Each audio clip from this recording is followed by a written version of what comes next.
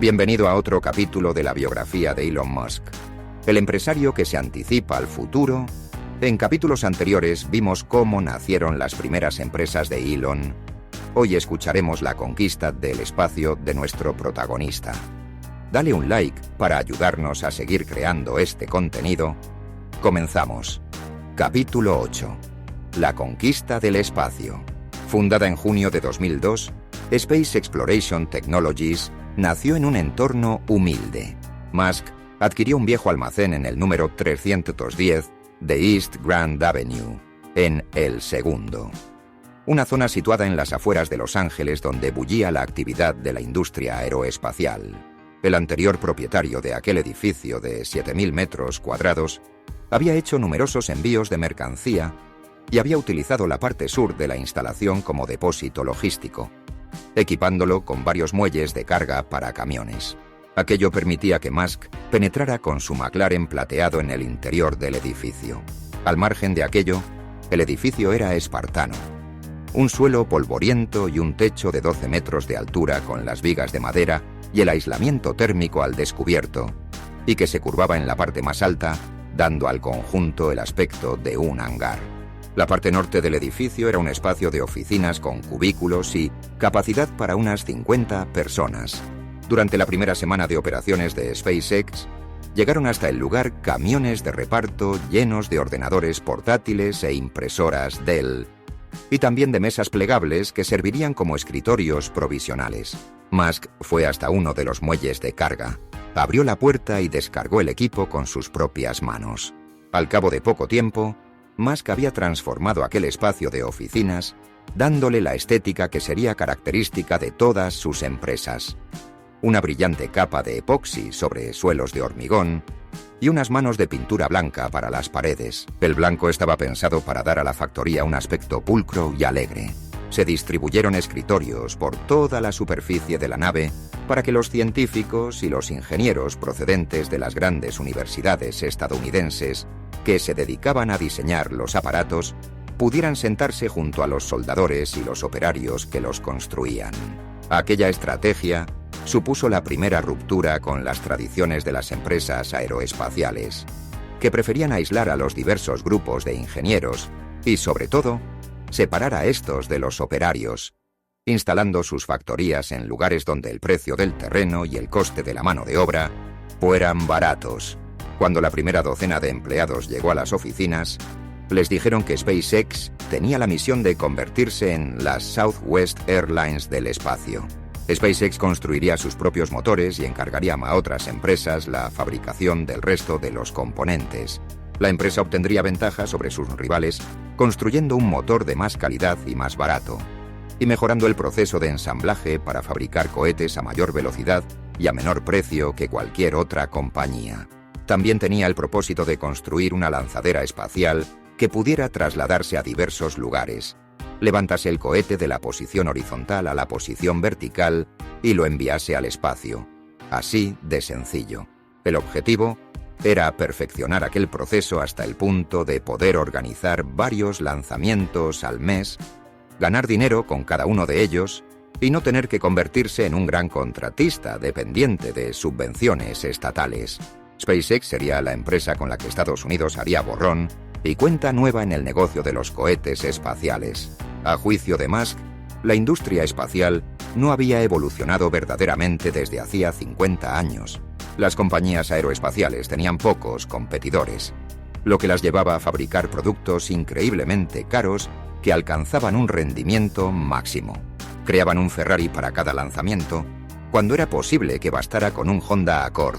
En cambio, Musk aplicaría algunas estrategias empresariales que había aprendido en Silicon Valley para dirigir la empresa con la máxima eficiencia y aprovechar los inmensos avances de las últimas décadas en el ámbito de los materiales y del poder computacional. En calidad de empresa privada, SpaceX también evitaría los despilfarros y los sobrecostes asociados con los contratistas de la administración. Musk declaró que el primer cohete llevaría el nombre de Falcon 1, un guiño a la nave halcón milenario, en inglés Millennium Falcon, de la película La Guerra de las Galaxias, y a su voluntad de convertirse en el artífice de un futuro emocionante.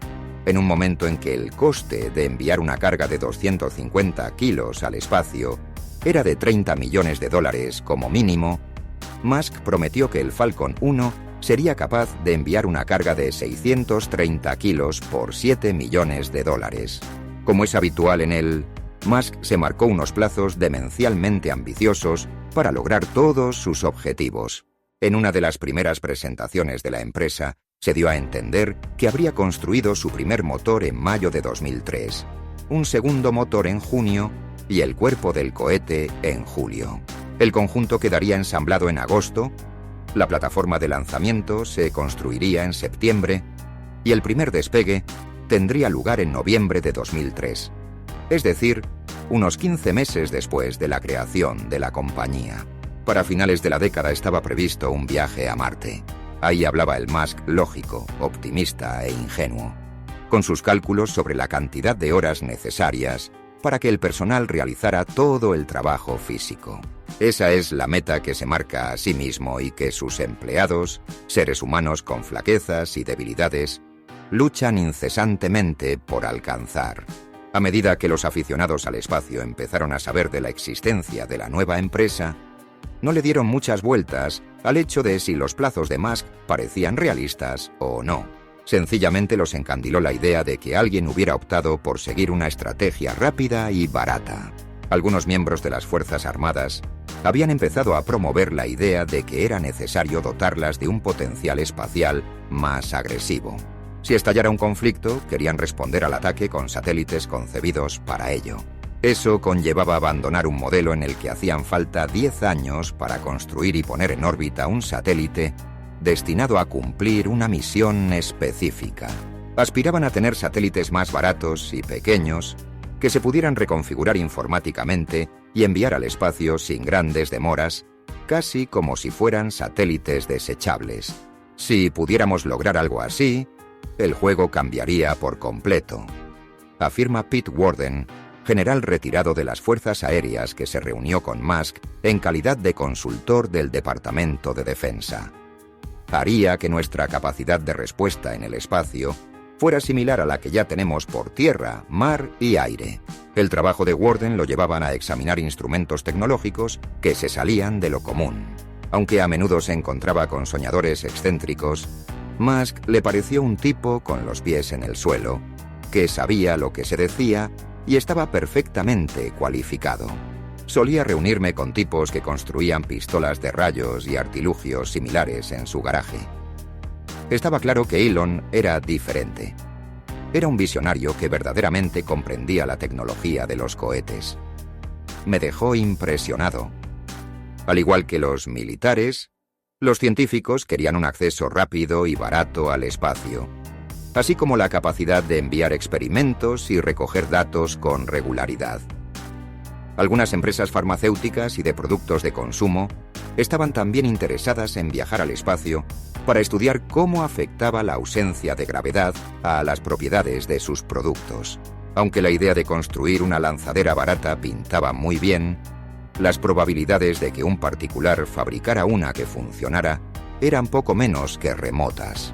Si buscamos en YouTube Rocket Explosions, explosiones de cohetes, encontraremos miles de vídeos recopilatorios que documentan los desastres cosechados por los norteamericanos y los soviéticos a lo largo de las décadas.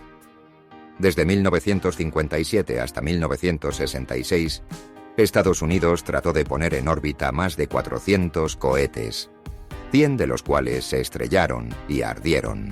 Los cohetes utilizados para el transporte de cargas al espacio suelen ser misiles modificados cuya construcción se ha ido perfeccionando en un proceso de prueba y error gracias a los miles de millones de dólares que ha invertido el Estado. SpaceX tenía la ventaja de poder aprender de los errores del pasado y de contar en su plantilla con algunas personas que habían supervisado la construcción de cohetes en compañías como Boeing y TRW. Dicho eso, la empresa no contaba con un presupuesto que pudiera soportar una sucesión de explosiones. Como mucho, SpaceX tenía 3 o 4 oportunidades para lograr que el Falcon 1 funcionara. La gente pensaba que estábamos pirados, recuerda Moller.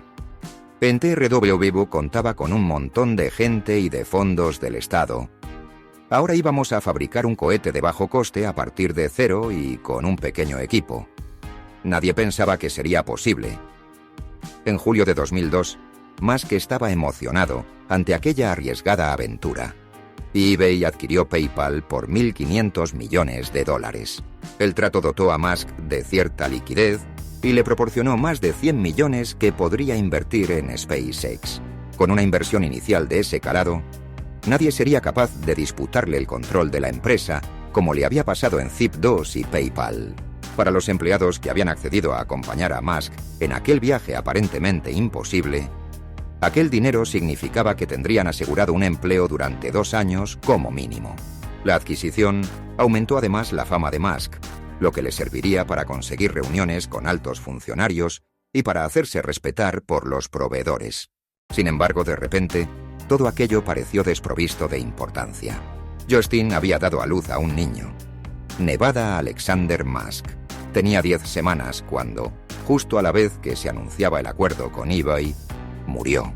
Los Musk habían acostado a Nevada para que durmiera la siesta boca arriba, como se enseña a hacer a los padres.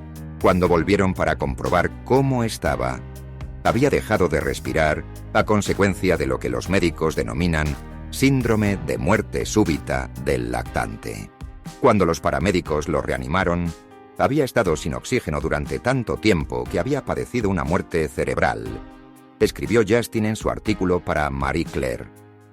Estuvo 3 días conectado a máquinas de soporte vital en un hospital de Orange County, antes de que tomáramos la decisión de desconectarlo. Lo sostuve entre mis brazos cuando murió. Elon dejó claro que no quería hablar sobre su muerte. No lo comprendí, igual que él no comprendió por qué yo lo lloraba abiertamente. Una actitud que le parecía manipulación emocional. Al final enterré mis sentimientos e hice frente a su desaparición, acudiendo a una clínica de fecundación in vitro al cabo de menos de 2 meses. Queríamos tener otro niño lo más pronto posible.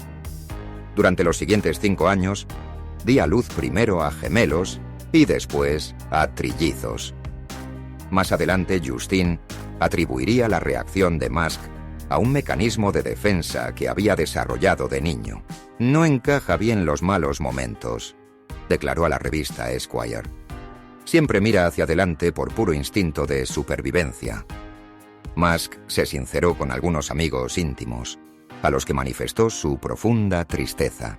Pero el diagnóstico de Justin era fundamentalmente atinado. Para Musk, carecía de sentido lamentarse en público. Después de la muerte de Nevada, Musk se dedicó en cuerpo y alma a SpaceX y amplió rápidamente los objetivos de la empresa. Sus conversaciones para contratar los servicios de otras empresas aeroespaciales no dieron los frutos esperados. Todas cobraban mucho y trabajaban con lentitud. El plan de ensamblar componentes fabricados por esas compañías dio paso a la decisión de fabricarlas directamente en SpaceX. Aunque contemos con la experiencia de otros proyectos de lanzaderas, desde el Apollo hasta el X-34, Fast Track, SpaceX va a desarrollar con sus propios medios todo el cohete Falcon desde cero, incluidos los motores, la turbobomba, el tanque criogénico y el sistema de teledirección, anunció la empresa en su página web. Esta estrategia aumenta las dificultades y la inversión necesaria en el proyecto, pero es la única manera de abaratar los costes de viajar al espacio. Los ejecutivos a los que Musk contrató formaban un equipo estelar. Mueller se puso a trabajar de inmediato en la construcción de los 2 motores, a los que dieron el nombre de Merlin y Kestrel, 2 tipos de halcones. Chris Thompson, ex marín que había sido el responsable de la construcción de los cohetes Delta y Titan en Boeing, era el vicepresidente de gestión de operaciones. Tim Busa también venía de Boeing, donde se había ganado la reputación de ser uno de los mejores profesionales del planeta en pruebas de cohetes. Steve Johnson, que había trabajado en JPL y en 2 compañías espaciales comerciales, fue nombrado director de ingeniería mecánica. El ingeniero aeroespacial Hans Königsmann se encargó del desarrollo de los sistemas de aviónica, teledirección y control. Musk también reclutó a Gwynne Shotwell, una veterana de la industria aeroespacial que empezó como la primera representante de SpaceX y con el paso del tiempo se convirtió en la mano derecha de Musk y en la presidenta de la empresa. En aquellos primeros tiempos, también llegó Mary Beth Brown, un personaje hoy legendario en la historia de SpaceX y Tesla. Brown, o MB, como todo el mundo la llamaba, se convirtió en la leal ayudante de Musk.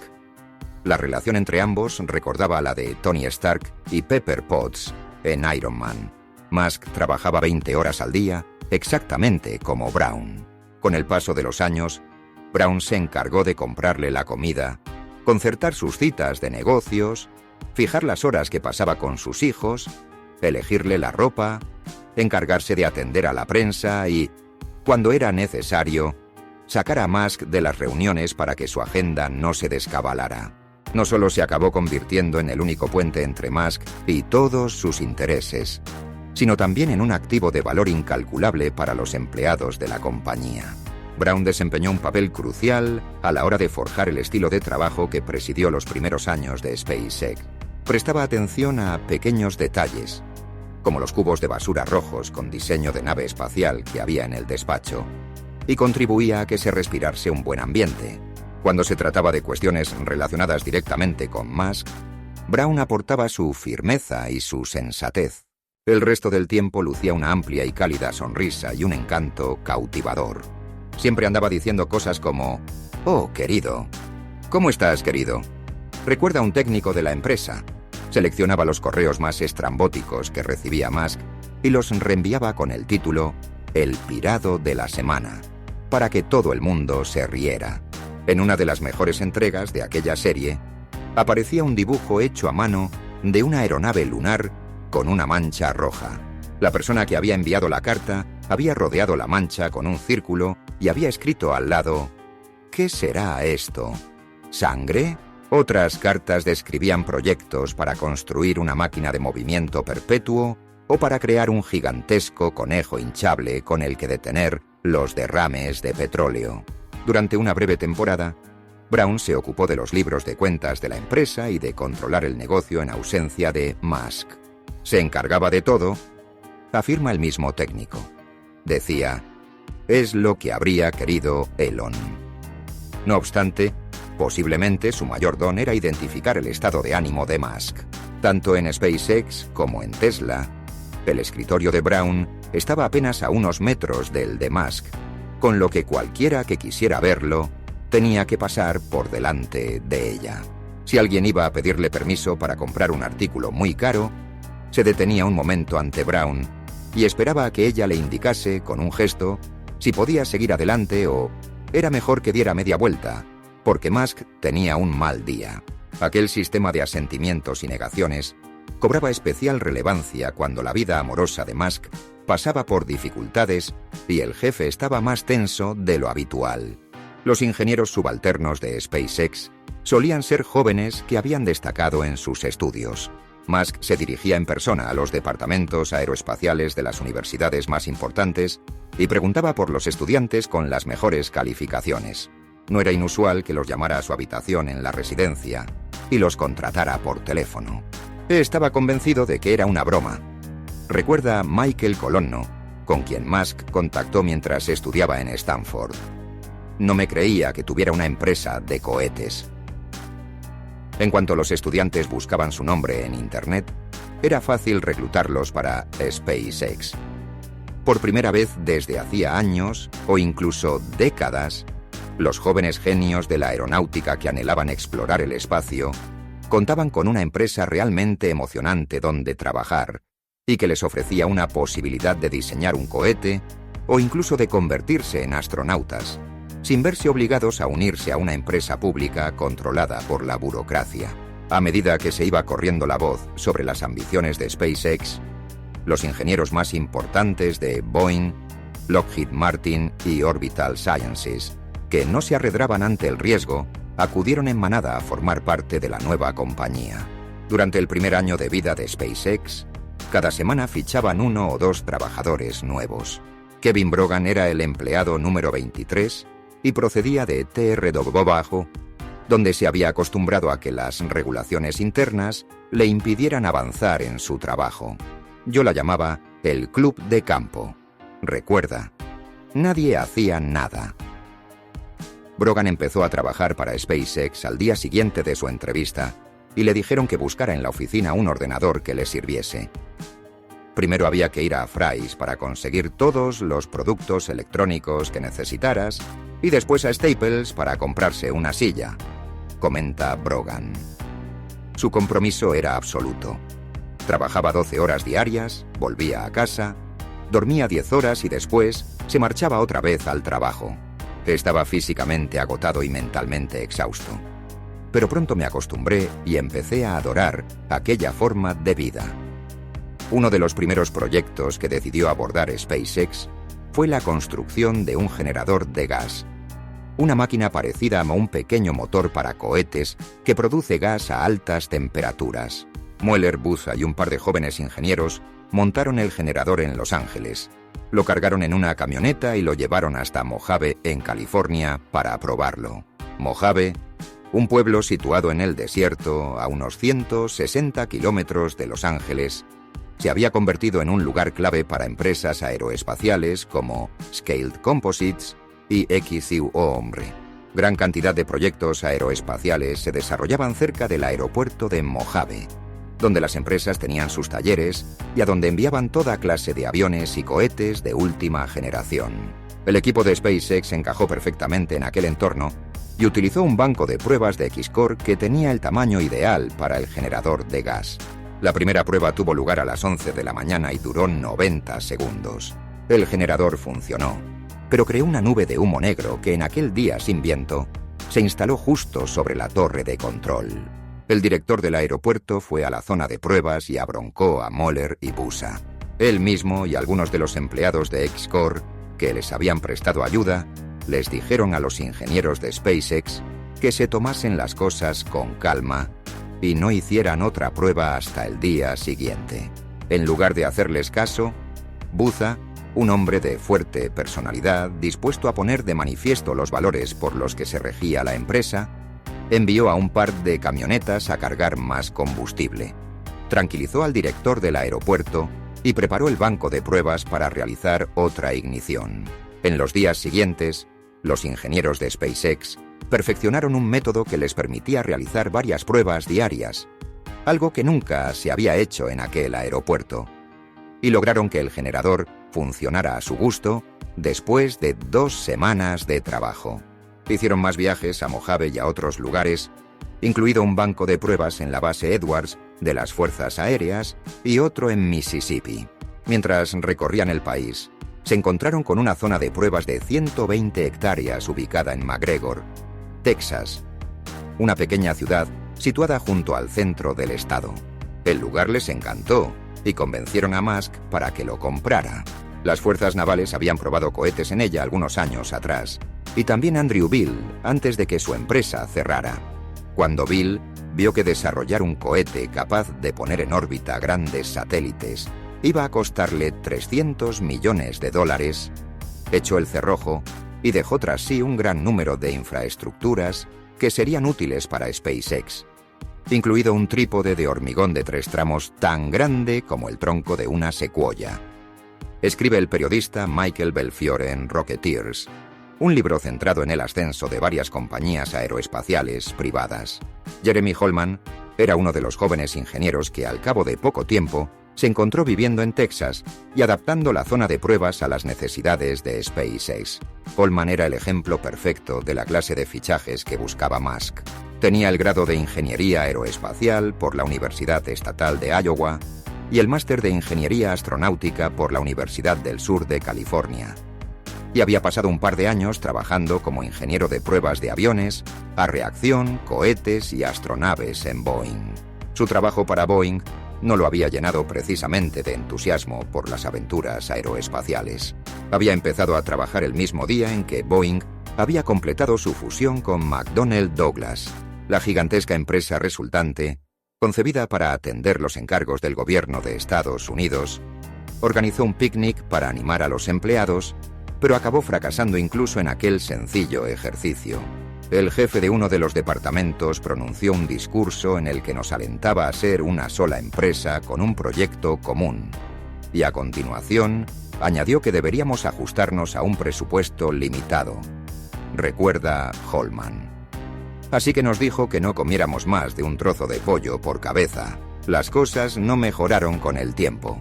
Todos los proyectos de Boeing eran gigantescos, complicados y onerosos. Así que cuando Musk se presentó ofreciendo un cambio radical, Holman aceptó de inmediato. Pensé que era una oportunidad que no podía dejar escapar, afirma.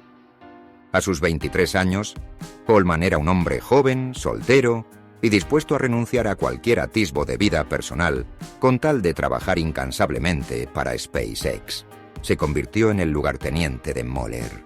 Mueller había diseñado por ordenador un par de modelos tridimensionales de los dos motores que quería construir.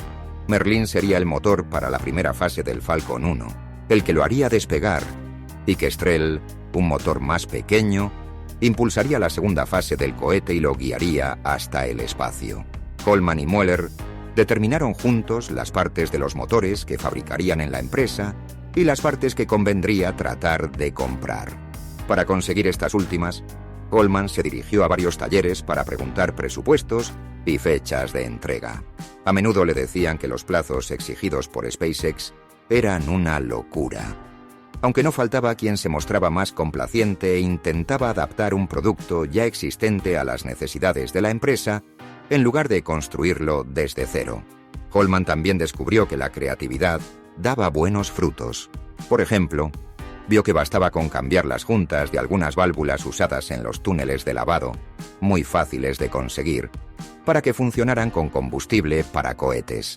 Después de que SpaceX construyera su primer motor en la fábrica de California, Holman lo cargó junto a otras partes del equipo en un remolque de la empresa U-Haul.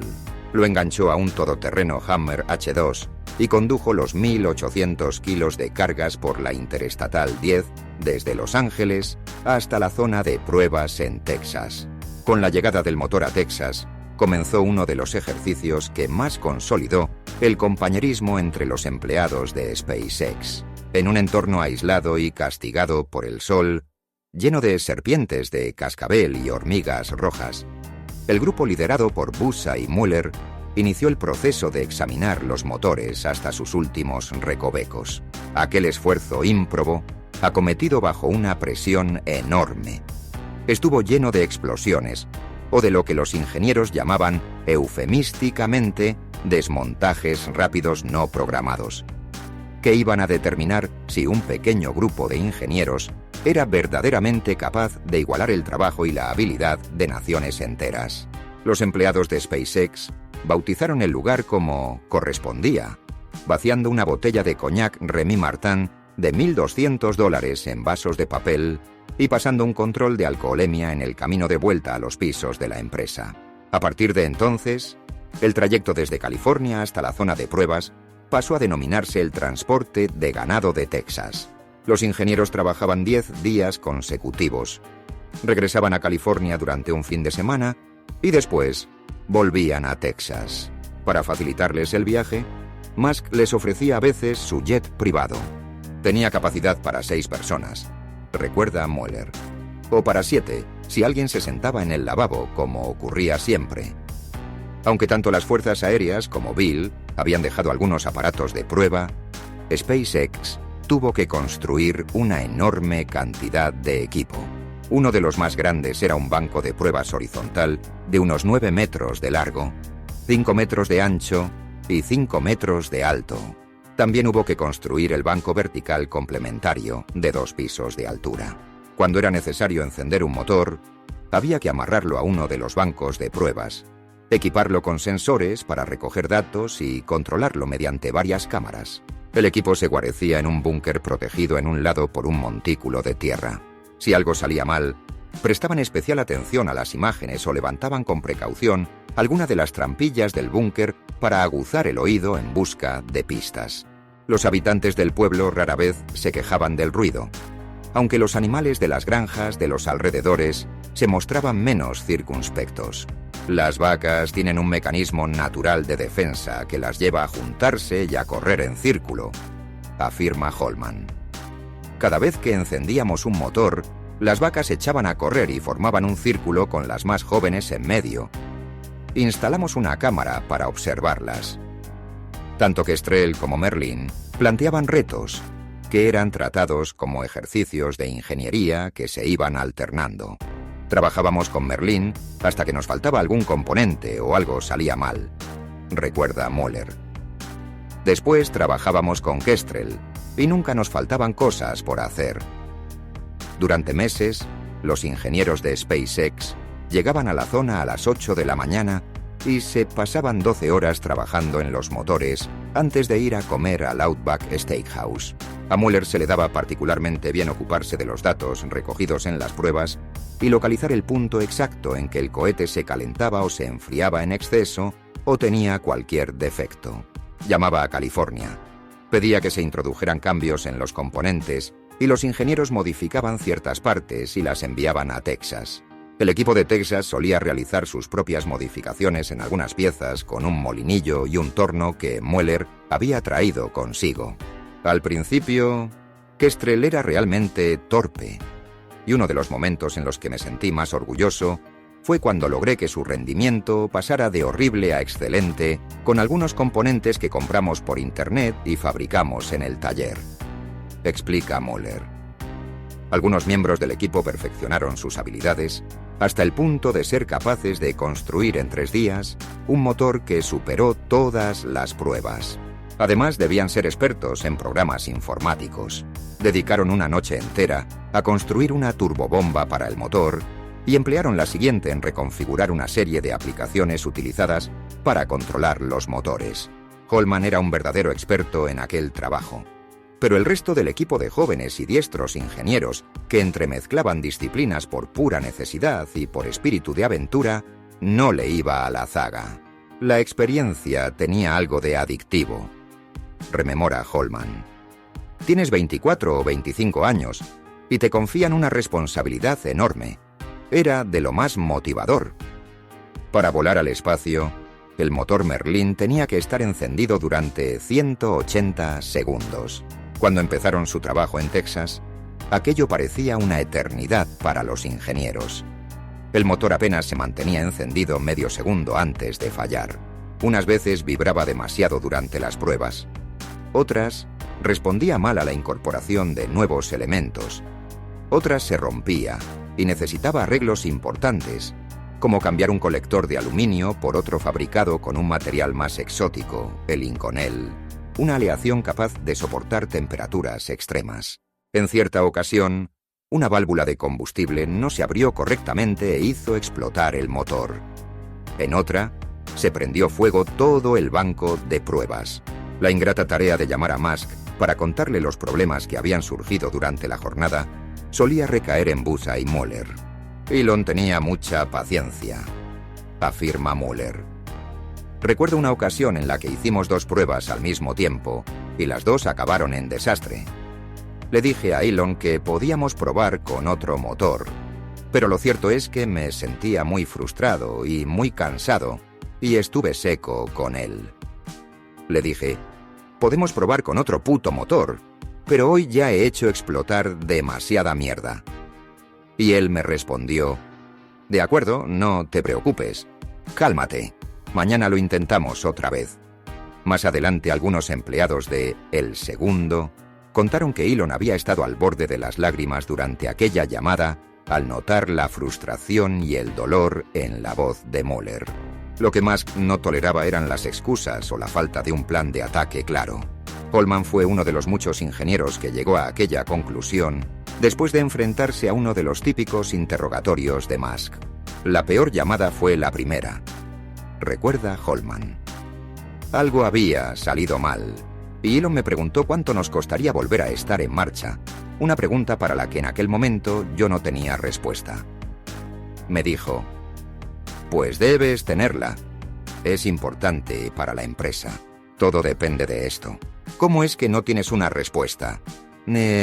Siguió machacándome con preguntas directas e incisivas. Yo creía que era vital mantenerle al tanto de lo que ocurría, pero comprendí que todavía era más importante tener toda la información. De vez en cuando, Musk participaba personalmente en las pruebas. En una ocasión especialmente señalada, SpaceX trataba de perfeccionar una cámara de enfriamiento para los motores. La empresa había comprado varias a $75,000 la unidad y tenía que probarla bajo el agua para determinar su capacidad de soportar presión. En la primera prueba una de las cámaras se rompió. Después, la segunda volvió a romperse por el mismo sitio. Musk ordenó una tercera prueba mientras los ingenieros lo miraban horrorizados. Pensaban que la prueba sometía a los aparatos a una presión excesiva y que Musk echaba por la borda una parte imprescindible del equipo. Cuando la tercera también se rompió, Musk voló con las cámaras a California, las llevó a la fábrica y, con ayuda de algunos ingenieros, trató de sellarlas con resina epoxi. No le importa ensuciarse las manos, afirma Mueller. Allí estaba, con su elegante ropa y sus preciosos zapatos italianos, pringándose de resina. Emplearon toda la noche y las probaron de nuevo, pero las cámaras se volvieron a romper. Musk, con la ropa destrozada, había llegado a la conclusión de que las piezas tenían un defecto de fabricación. Había puesto a prueba su hipótesis y había obrado rápidamente en consecuencia, pidiendo a malos ingenieros que idearan otra solución. Estos incidentes formaban parte de un proceso complicado pero productivo. En SpaceX había arraigado la idea de que eran una familia pequeña y unida que luchaba contra el mundo. A finales de 2002, la empresa solo tenía un almacén vacío. Un año después, el lugar parecía una auténtica fábrica de cohetes. Desde Texas llegaban motores Merlin funcionales que entraban en una cadena de montaje en la que los operarios podían conectarlos al cuerpo principal, o primera fase, del cohete. Se prepararon más puestos para conectar la primera fase con la fase superior del cohete. Se montaron grúas para manejar las piezas más pesadas y se instalaron vías de transporte de color azul metálico para guiar el cuerpo del cohete por toda la fábrica de puesto en puesto. SpaceX también había empezado a construir la carena o carcasa, que protege durante el lanzamiento la carga útil, situada justo encima del cohete, y que se abre en el espacio como si fuera una almeja para liberar la carga. SpaceX también había conseguido un cliente. Según Musk, su primer cohete despegaría a comienzos de 2004 desde la base Vandenberg de las Fuerzas Aéreas, transportando un satélite llamado TACSAT-1 para el Departamento de Defensa. Con ese objetivo a la vista, trabajar 12 horas al día durante 6 días a la semana era la norma, aunque muchos empleados solían dedicar al trabajo más tiempo aún. Las pausas, cuando llegaban, empezaban alrededor de las 8 de la tarde en los días laborables, momento en el que Musk permitía a todo el mundo utilizar sus ordenadores para jugar entre sí a videojuegos como Quake The Series Arena y Counter-Strike. A la hora fijada, el ruido de las pistolas cargándose resonaba por toda la oficina, mientras cerca de 20 personas se armaban para la batalla. Musk, que jugaba con el conveniente sobrenombre de Random 9, solía ganar las partidas, destrozando y cosiendo a tiros a sus empleados sin piedad. Allí estaba el jefe disparándonos con cohetes y pistolas de plasma. Recuerda a Colono. Lo peor es que es increíblemente bueno en esa clase de juegos y tiene reacciones increíblemente rápidas. Se sabía todos los trucos y cómo acercarse sigilosamente a los rivales. El lanzamiento en ciernes despertó los instintos de vendedor de Musk. Quería mostrar al público los logros de sus infatigables trabajadores y fomentar el interés por SpaceX. Así que decidió mostrar un prototipo del Falcon 1 en diciembre de 2003. La empresa llevaría el Falcon 1, con sus 7 pisos de altura, de gira por todo el país, mediante una plataforma construida ex profeso, y lo dejaría, junto con la lanzadera móvil de SpaceX, ante la sede de la Administración Federal de Aviación de Washington. Además, daría una conferencia de prensa para dejar claro en Washington que acababa de nacer un fabricante de cohetes más modernos, capaces y baratos. A los ingenieros de SpaceX no les gustaba aquella campaña de marketing. Trabajaba más de 100 horas a la semana para construir el cohete que realmente necesitaba la empresa. Musk quería que además fabricaran un falso cohete de aspecto impecable. Se hizo regresar al equipo de Texas y se le asignó otro plazo imposible para construir el artilugio. A mí me parecía un despilfarro, dice Holman. No servía para avanzar, pero Elon creía que nos ganaría el apoyo de gente importante en la administración. Mientras construían el prototipo, Holman experimentó todas las ventajas e inconvenientes de trabajar para Musk. Había perdido las gafas hacía unas semanas, cuando se le resbalaron y cayeron por un extractor de humo en la zona de pruebas de Texas. Desde entonces, se las había apañado con un par de recambio que también echó a perder cuando las rayó al intentar meterse bajo un motor. Sin tener siquiera un momento libre para visitar al oftalmólogo, Holman empezó a pensar que su salud estaba en peligro. Las intensas horas de trabajo, las gafas, la copia publicitaria... Aquello era demasiado. Una noche se desahogó en la fábrica, sin darse cuenta de que Musk estaba cerca y lo oyó todo.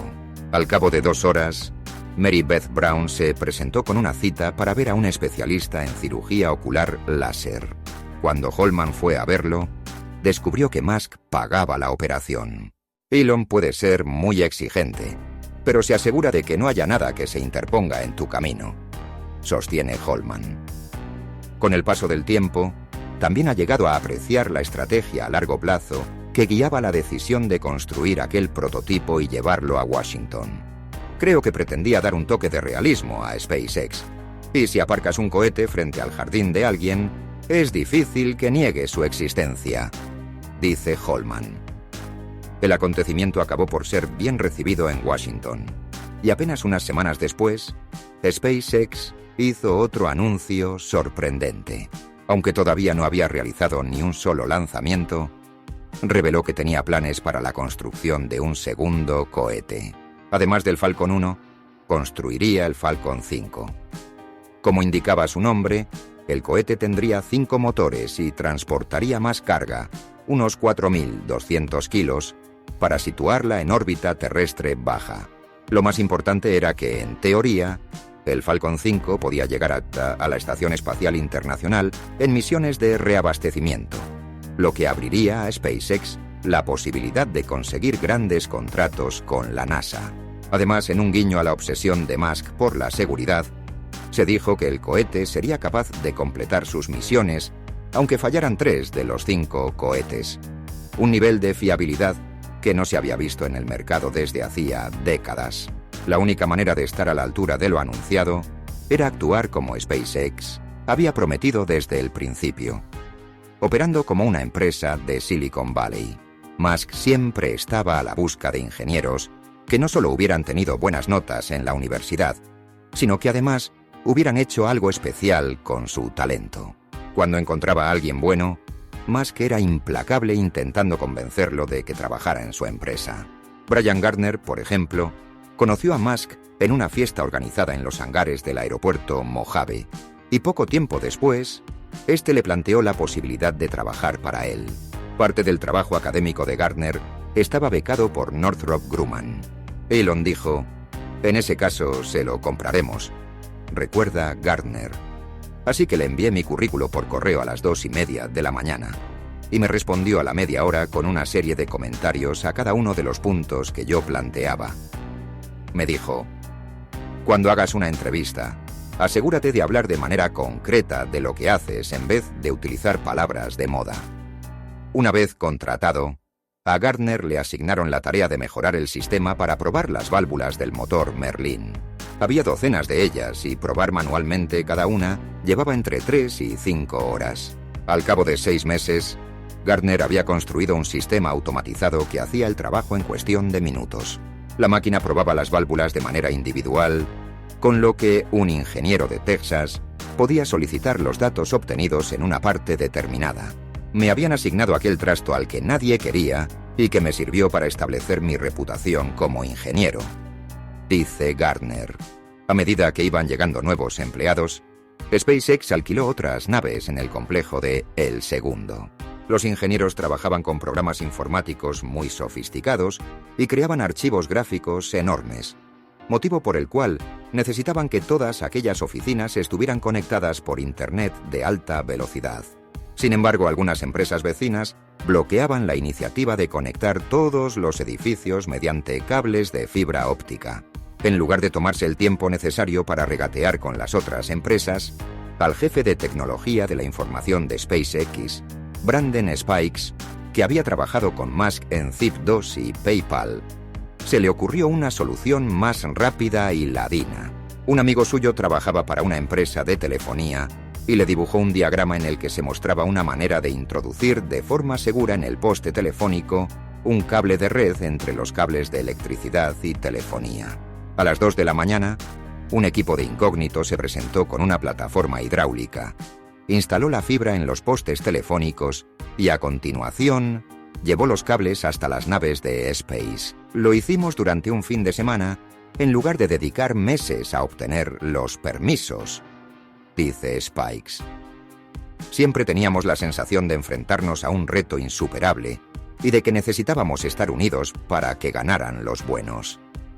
Alex Lidow, el propietario de la nave en la que trabajaba SpaceX, se ríe por debajo al recordar las excentricidades del equipo de Musk. Sé que por las noches hacían muchas cosas bajo mano, afirma. Eran unos tipos listos.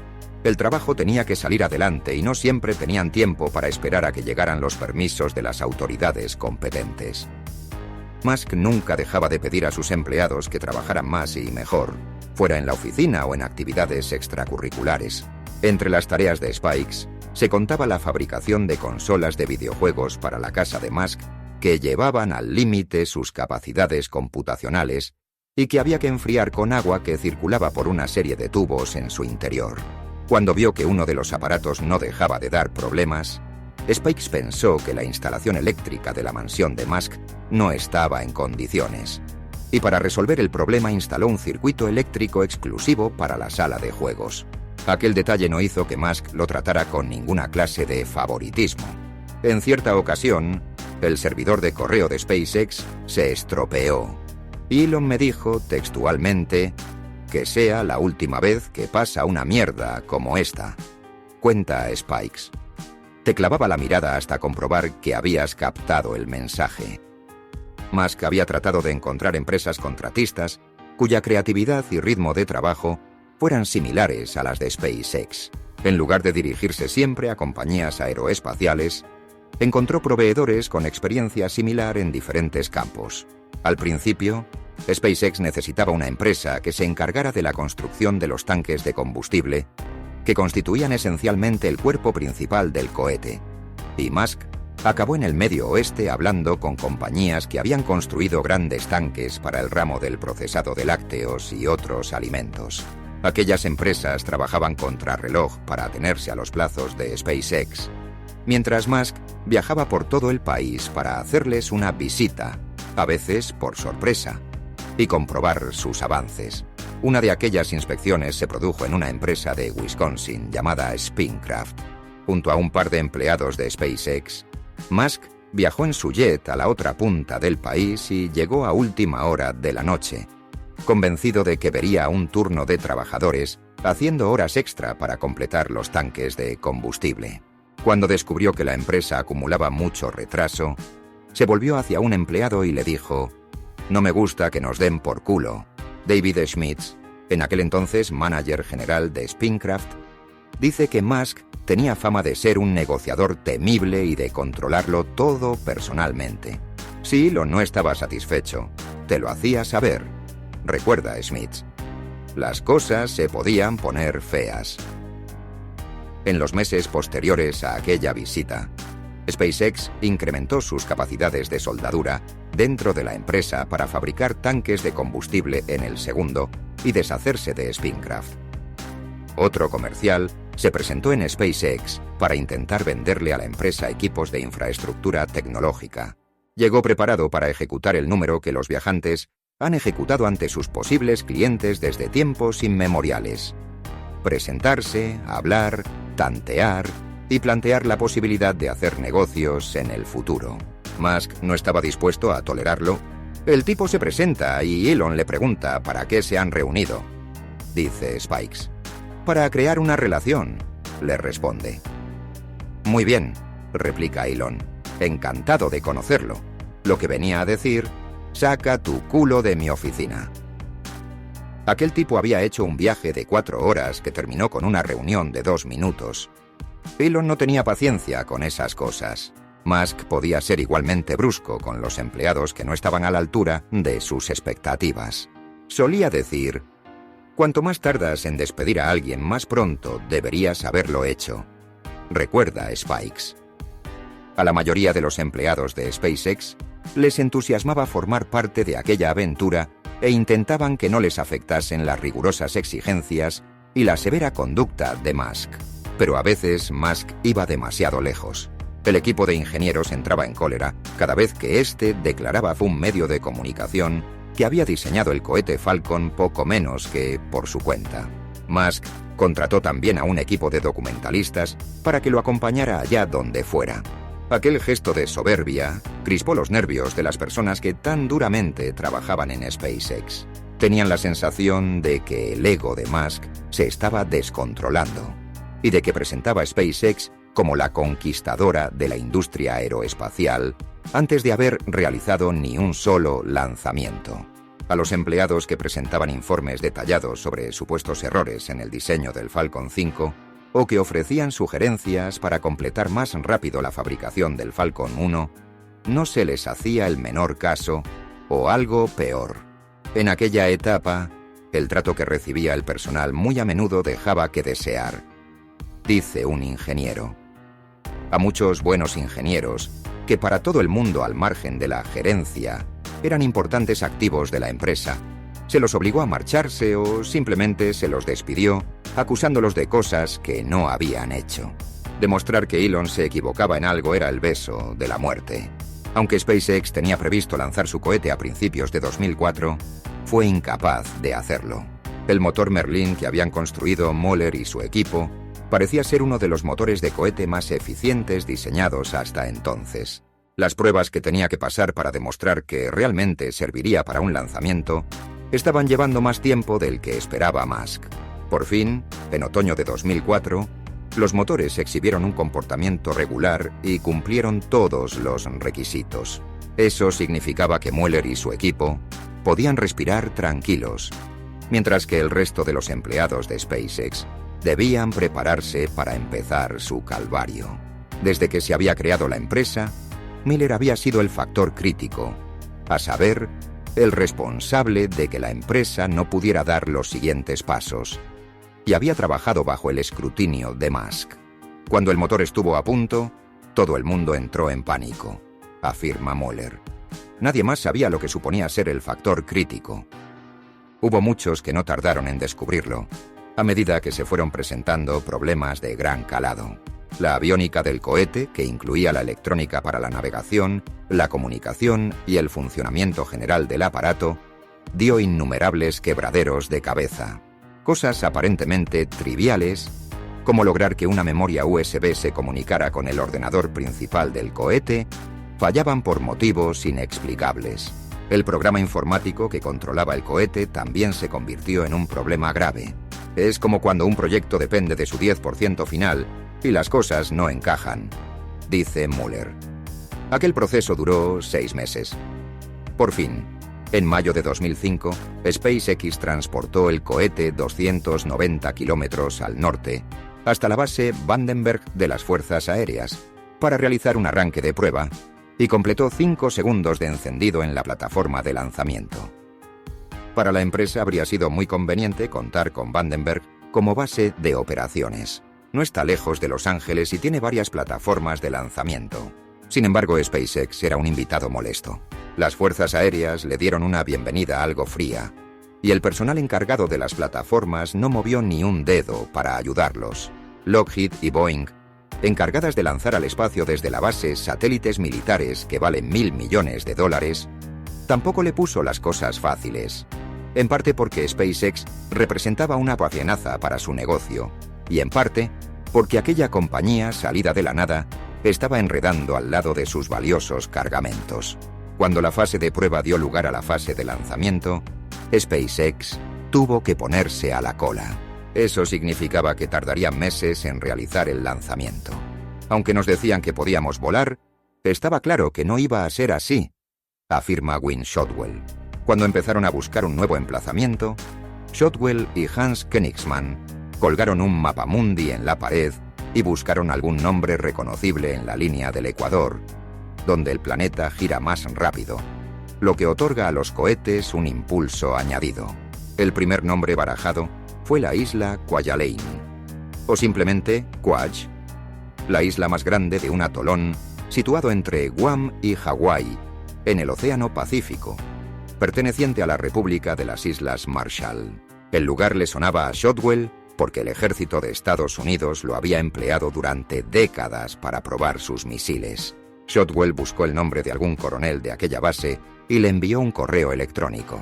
Al cabo de 3 semanas, recibió una llamada telefónica informándole de que las Fuerzas Armadas estarían encantadas de contar con la presencia de SpaceX. En junio de 2005, los ingenieros de la empresa empezaron a llenar contenedores para enviar todo el equipo a Kwaj. El atolón de Kwajalein se compone de unas 100 islas. Muchas de ellas apenas tienen unos metros de extensión y son bastante más largas que anchas.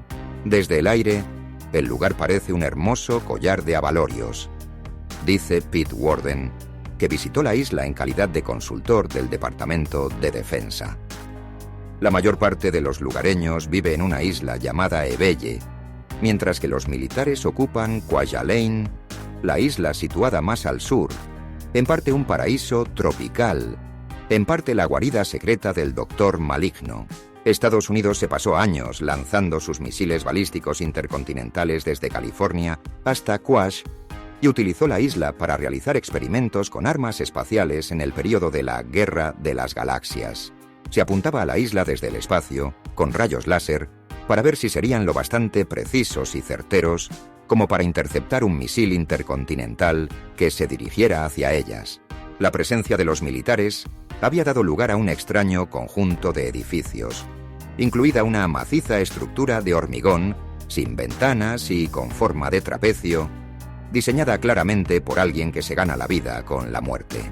Los empleados de SpaceX viajaban a Kwaj en el jet de Musk o utilizaban vuelos comerciales con escala en Hawái.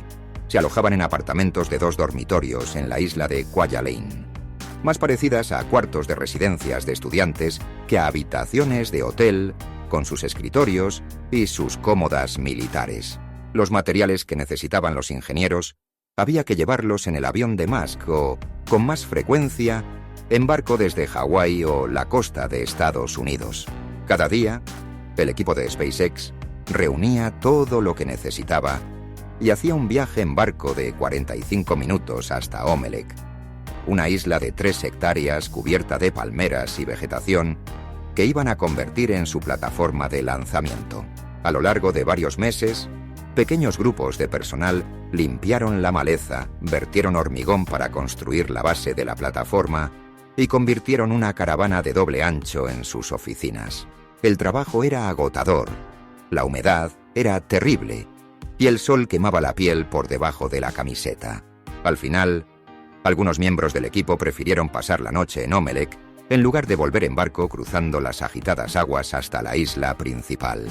Algunas oficinas se convirtieron en dormitorios con colchones y catres, dice Holman. Después enviamos un frigorífico estupendo y una buena plancha e instalamos una ducha. Intentamos que no fuera un lugar donde acampar, sino un sitio donde vivir. El sol salía a las 7 de la mañana y a esa misma hora empezaba a trabajar el equipo de SpaceX. Se celebraban una serie de reuniones con personas que tomaban nota de lo que había que hacer y se hablaba de los problemas para encontrar soluciones.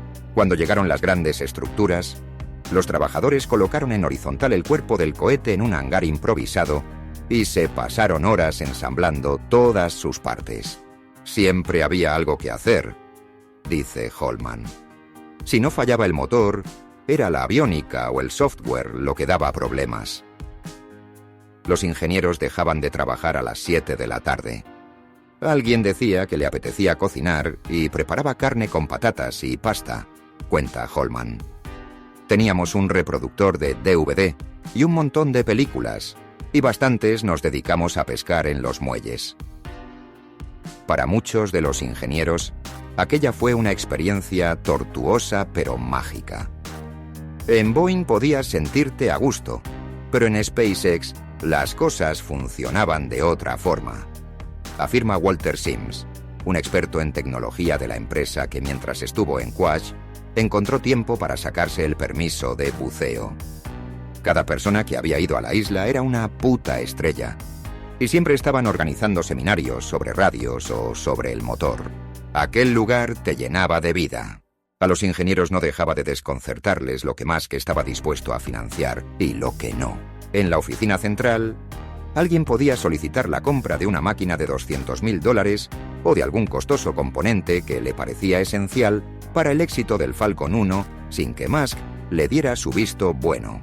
Sin embargo, no tenía problema en pagar el mismo dinero para instalar una superficie brillante en el suelo de la factoría y embellecerlo. En Omelec, los empleados querían pavimentar un camino de 180 metros para facilitar el transporte del cohete desde el hangar hasta la plataforma. Musk se negó, lo que supuso que los ingenieros trasladasen el cohete y su base, provista de ruedas, al modo de los antiguos egipcios. Colocaron en el suelo una serie de tablas de madera y desplazaron el cohete sobre ellas, cogiendo la última tabla y colocándola al principio y repitiendo el proceso continuamente. La situación era absurda. Una empresa de cohetes recién creada había acabado en mitad de la nada, tratando de realizar una de las mayores hazañas de la humanidad y, para ser sinceros, solo una pequeña parte del equipo de SpaceX tenía la menor idea sobre cómo llevar a cabo un lanzamiento. Transportaban el cohete hasta la plataforma una y otra vez. Lo colocaban en vertical durante un par de días y las comprobaciones técnicas y de seguridad revelaban sin cesar la existencia de innumerables problemas. Los ingenieros trabajaban en la medida de sus posibilidades antes de colocarlo en horizontal y devolverlo al hangar para evitar que el salitre provocara daños. Equipos que durante meses habían trabajado por separado en la factoría: propulsión, aviónica, programación informática, se vieron obligados a formar un grupo interdisciplinar y a trabajar juntos. El resultado final de todo aquello fue un ejercicio de aprendizaje y compañerismo que se desarrolló como una comedia de enredo. Era como la isla de Gilligan, salvo por los cohetes, dice Holman. En noviembre de 2005, unos 6 meses después de que hubieran pisado por vez primera la isla, el equipo de SpaceX se sintió lo bastante preparado para realizar un lanzamiento. Musk viajó con su hermano, Kimball, y se unió al grueso del equipo de SpaceX en los barracones de Quach. El 26 de noviembre, algunos empleados se levantaron a las 3 de la mañana y llenaron el cohete con oxígeno líquido. A continuación se apresuraron a dirigirse a una isla situada a unos 5 kilómetros para protegerse, mientras el resto del equipo controlaba los sistemas de lanzamiento desde una sala de control situada a 41 kilómetros en Quach. Los militares concedieron a SpaceX una ventana de lanzamiento de 6 horas. Todo el mundo esperaba ver que la primera fase despegaba y alcanzaba los 11.000 kilómetros por hora antes de que se encendiera la segunda fase y volara a 27.000 kilómetros por hora. Sin embargo, durante las comprobaciones previas al lanzamiento, los ingenieros detectaron un problema importante. Una válvula del tanque de oxígeno líquido no estaba bien cerrada, y el combustible se evaporaba a una velocidad de casi 1.900 litros por hora. El equipo se apresuró a solucionar el problema, pero el cohete perdió demasiado oxígeno para despegar durante la ventana asignada. Con la misión abortada, SpaceX ordenó que le trajeran de Hawái una buena reserva de oxígeno líquido y preparó un nuevo lanzamiento a mediados de diciembre. Los fuertes vientos, nuevos fallos en las válvulas y otros errores echaron por tierra la nueva tentativa. Antes de realizar un tercer intento, el equipo descubrió una noche de sábado que los sistemas de distribución de la electricidad habían empezado a funcionar mal y había que instalar nuevos condensadores. El domingo por la mañana bajaron el cohete y desmontaron las 2 fases para que un técnico pudiera deslizarse en su interior y quitar las placas eléctricas. Alguien localizó en Minnesota una tienda de electrónica que abría los domingos, y un empleado de la empresa voló sin demora hasta allí para comprar algunos condensadores. El lunes estaba en California probando los componentes en la oficina central de la compañía, para cerciorarse de que pasaban diversas pruebas de temperatura y vibración antes de regresar en avión a las islas. En menos de 80 horas se había reparado y reinstalado el sistema electrónico del cohete. La carrera de ida y vuelta a Estados Unidos demostró que los 30 miembros del equipo de SpaceX sabían hacer frente a la adversidad y alentaron a todo el mundo en la isla. Si el lanzamiento hubiera estado a cargo de un equipo tradicional, formado por unas 300 personas, jamás se habría pensado en reparar el cohete a esa velocidad. Pero la energía, el talento y los recursos del equipo de SpaceX no bastaron para vencer su inexperiencia ni para sobreponerse a las dificultades atmosféricas. Se produjeron nuevos problemas y la idea de realizar el lanzamiento quedó completamente descartada. Finalmente, el 24 de marzo de 2006, funcionó todo a la perfección. El Falcon 1 despegó de la plataforma de lanzamiento y se elevó en el cielo. Desde las alturas, la isla se veía como una mancha verde en medio de un vasto fondo azul. En la sala de control, Musk observaba la evolución del cohete mientras se paseaba vestido con pantalones cortos, sandalias y camiseta de manga corta. Sin embargo, a los 25 segundos, quedó claro que algo no iba bien. Se declaró un fuego en el motor Merlin y el aparato, que había estado ascendiendo en una impecable línea recta, empezó a dar vueltas y después cayó incontrolablemente a la Tierra. El Falcon 1 acabó precipitándose directamente sobre la plataforma de lanzamiento. La mayoría de los escombros fue a parar a un arrecife situado a unos 75 metros de la plataforma, mientras que la carga del satélite atravesó el techo del taller y aterrizó más o menos intacta en el suelo. Algunos ingenieros se pusieron sus trajes de buceo y recuperaron las piezas, colocando todos los restos del cohete en 2 cajas del tamaño de un congelador. Tal vez no esté de más señalar que las empresas que han logrado mandar cohetes al espacio también han sufrido reveses, escribió Musk en un informe redactado a modo de balance. Un amigo me escribió para recordarme que de los primeros 9 lanzamientos del Pegasus, solo 5 tuvieron éxito. De los 5 del Ariane, solo 3. De los 20 del Atlas, solo 9. De los 21 del Soyuz, del Soyuz, solo 9. Y de los 18 del Proton, solo 9. Después de experimentar de primera mano lo difícil que es alcanzar la órbita, siento un gran respeto por todos aquellos que perseveraron y lograron fabricar los vehículos que en la actualidad constituyen los puntales de la navegación espacial. Musk terminaba el informe con estas palabras: SpaceX es una empresa de largo recorrido y contra viento y marea vamos a lograr que esto funcione.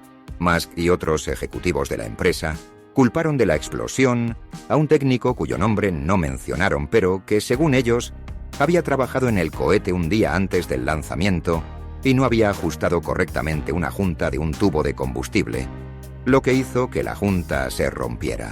La pieza no podía ser más sencilla: una tuerca de fontanería de aluminio de las que se emplean para conectar 2 tubos.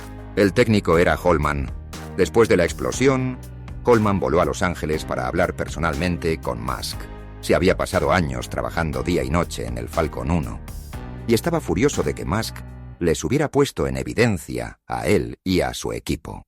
Estaba seguro de haber ajustado bien la junta.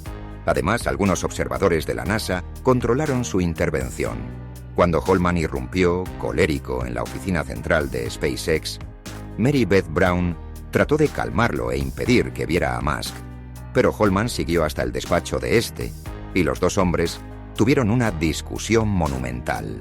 El análisis de los restos reveló que, con toda probabilidad, la junta se había roto a causa de la corrosión provocada por los meses que el aparato había pasado en la atmósfera salobre de Quash. El cohete estaba literalmente cubierto de sal por un lado, y había que rascarla, afirma Mueller. Sin embargo, 3 días antes habíamos realizado una ignición estática y todo salió bien. SpaceX había intentado eliminar 22 kilos de peso empleando componentes fabricados con aluminio en lugar de acero inoxidable. Thompson, el ex-marín, sabía de primera mano que los componentes de aluminio funcionaban perfectamente en los helicópteros de los portaaviones, y Mueller había comprobado que naves estacionadas al aire libre en Cabo Cañaveral durante 40 años tenían las tuercas de fontanería en perfectas condiciones.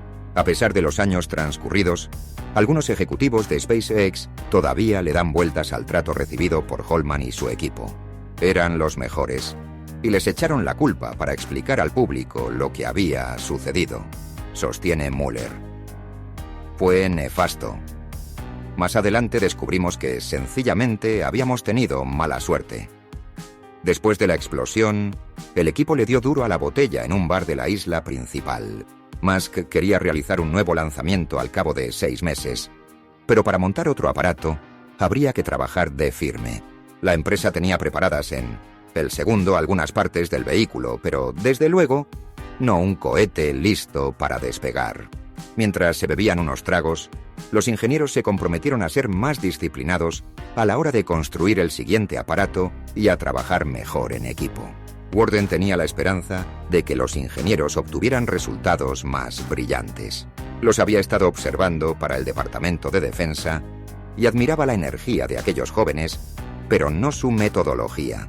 Trabajaban como los chavales que diseñan programas informáticos en Silicon Valley, afirma Worden. Se pasaban toda la noche en vela probando esto y aquello. Les había visto hacerlo en centenares de ocasiones y tenía la impresión de que la cosa no iba a funcionar. Cuando se acercó la fecha del primer lanzamiento, Worden intentó advertir a Musk mediante una carta que le envió a él y al director de DARPA, la agencia de investigación del Departamento de Defensa, en la que dejaba clara su opinión. Elon no reaccionó bien. Dijo: ¿y qué sabrá usted si es un simple astrónomo? Recuerda a Worden. Sin embargo, después de la explosión, Musk aconsejó que Worden se encargara de la investigación oficial. Es un detalle que dice mucho sobre él, comenta Worden. Casi un año más tarde, SpaceX estuvo preparada para llevar a cabo un nuevo lanzamiento. El 15 de marzo de 2007 se realizó con éxito una prueba de ignición. Después, el 21 de marzo, el Falcon 1 dio al fin la talla. Despegó correctamente de la plataforma de lanzamiento rodeada de palmeras y ascendió rumbo al espacio. Durante los 2 primeros minutos de vuelo, los ingenieros informaron que todos los sistemas funcionaban a la perfección. A los 3 minutos, la primera fase del cohete se separó y cayó a tierra, como estaba previsto, mientras el motor Kestrel se ponía en marcha para colocar en órbita la segunda fase. En la sala de control se oyeron hurras exultantes. Después, en el minuto 4, la carena de la parte superior se separó del cohete como estaba previsto. Todo sucedía exactamente como tenía que suceder, recuerda Mueller. Yo estaba sentado junto a Elon, lo miré y le dije: lo hemos conseguido. Nos abrazamos, convencidos de que iba a llegar a la órbita. Entonces el aparato empezó a oscilar. Durante más de 5 gloriosos minutos, los ingenieros de SpaceX tuvieron la sensación de que lo habían hecho todo correctamente. Una cámara instalada en el Falcon 1 mostraba cómo la Tierra se iba volviendo más pequeña a medida que el cohete se dirigía metódicamente hacia el espacio. Sin embargo, en aquel mismo instante, las oscilaciones que había visto Mueller se convirtieron en una fuerte sacudida y el aparato perdió impulso. Empezó a desgajarse y finalmente explotó. En esta ocasión, los ingenieros de SpaceX no tardaron en determinar lo que había ido mal. Los chapoteos del propelente desencadenaron las sacudidas del cohete y en un momento dado hicieron que quedase al descubierto una de las aberturas por donde se alimentaba el motor. De inmediato, este absorbió una gran bocanada de aire y se incendió. El fracaso fue otro golpe demoledor para los ingenieros de SpaceX. Algunos habían pasado casi 2 años viajando sin parar entre California, Hawái y Quach. Cuando SpaceX logró organizar un nuevo lanzamiento, habían transcurrido casi 4 años desde la fecha inicial prevista por Musk, y la compañía se había ido tragando la fortuna que había ganado con Internet a una velocidad preocupante. Musk se había comprometido públicamente a llegar hasta el final, pero tanto dentro como fuera de la empresa se hacían cálculos que indicaban que SpaceX solo podría permitirse un nuevo intento, o como mucho 2. Si la situación económica inquietaba a Musk, rara vez dejó que sus empleados lo notasen. Elon fue muy hábil no agobiando a la gente con esas preocupaciones, afirma Spikes. Siempre hablaba de la importancia de ser austeros y tener éxito, pero jamás dijo algo así como: si volvemos a fallar, estamos acabados. Era muy optimista. Los fracasos no parecían afectar a las ideas que Musk acariciaba de cara al futuro ni despertar dudas sobre sus capacidades. En medio del caos hizo un viaje por las islas en compañía de Warden. Musk empezó a hablar de la posibilidad de unir las islas para que formaran una masa terrestre. Se podían construir muros en los pequeños canales entre las islas, y el agua se podía bombear como en los canales de los Países Bajos. A Warden, también conocido por sus excéntricas ideas, le atrajo la audacia de Musk. Me encantaba oírle decir aquellas cosas, comenta Warden. A partir de entonces empezamos a hablar de la posibilidad de instalarnos en Marte. Me impresionaba mucho que aquel tipo pensara a lo grande. Hasta aquí el capítulo de hoy. Si te está gustando este contenido, dale un fuerte like para continuar con esta saga y suscríbete para no perderte el próximo capítulo. Te espero en el próximo video. Éxitos.